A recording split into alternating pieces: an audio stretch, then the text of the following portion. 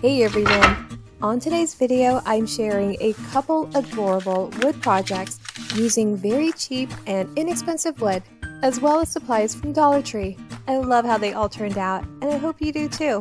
So let's get started. For the first project, I'm going to be using 3 of these 1.5 by 18 inch white wood. They came in a pack of 10 from my local Home Depot, very inexpensive. They are similar to the 5-gallon paint stir sticks without the handles. You'll also need fabric. If you don't want to head to the fabric store, Dollar Tree has a nice variety of fabrics perfect for crafting. I will be using this adorable black and white Farmhouse fabric. I'm going to give the wood a light stained look using Waverly antique wax. I add some water to thin it out, and I just apply that with a damp cloth. I'll be gluing the 3 wood together side by side. I push them together, and I'm going to be gluing horizontally towards the top and the bottom area paint sticks. So I just measure, mark, and trim them down using a miter box and saw. The bottom will be covered with fabric, so I'm going to use a smaller paint stick, and this will just give it more durability. For the paint stick on top that will be seen, I'm going to stain in the shade Dark Walnut, just to give it a deeper color. I'll be gluing the wood together with Titebond multi-surface glue. So I apply that on the sides of the wood like so, and then I push the wood together.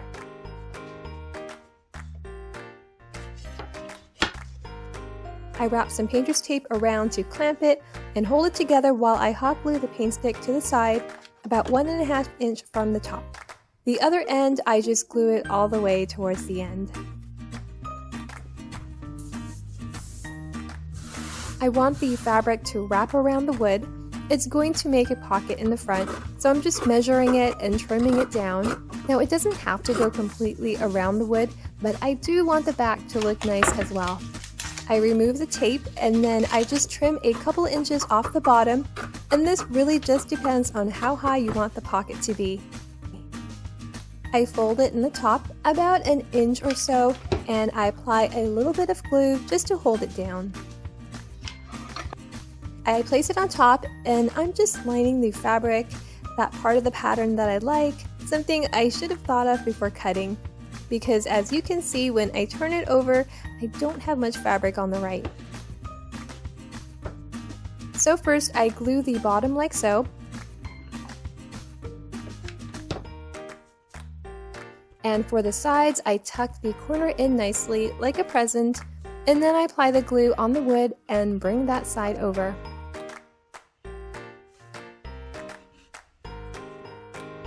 And on the other side, I apply glue on the fabric, and then I glue that on the wood. And you don't want to glue too tight, especially towards the top of the fabric. You do want to give it some slack. To hang, I'm going to staple this wired jute on the back.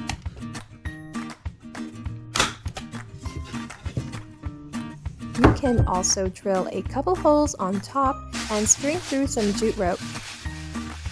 I'm going to stuff the pocket before adding some greenery. Unless I'm using long stems, this will help hold up the greenery, and it looks nice as well. I'm going to use these eucalyptus stems, which I got at Walmart. The green in this really pops against the wood and the fabric. And finally, I'm going to wrap this pretty lace from Dollar Tree around the fabric. And we are done. You can lean this against a wall or hang it up.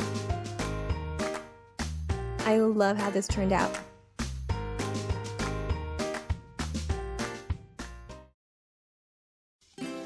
Just like the first DIY, I'm going to be using 3 of these 18-inch white wood from Home Depot.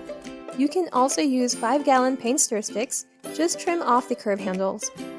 I'll also be using this This Is Us decal from Dollar Tree, and one 1-gallon paint stir stick.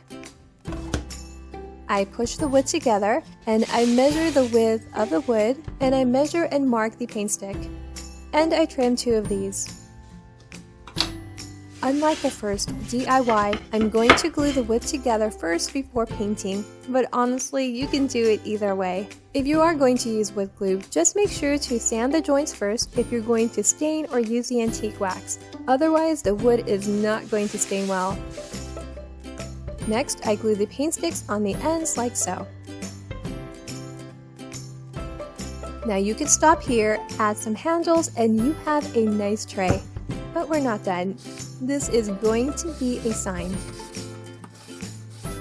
For color, I'm using Waverly antique wax again, diluted with some water. I don't want the color to be too dark because the decal print is black. So I'm just adding a little warmth on the wood. For the side paint sticks, I do make it a little bit darker. Before removing the decal, I remove the outer sticky area just to make the words easier to remove.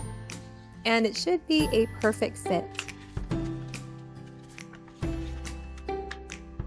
I start by removing this, and I place that to the left. I remove us, and I place that to the right.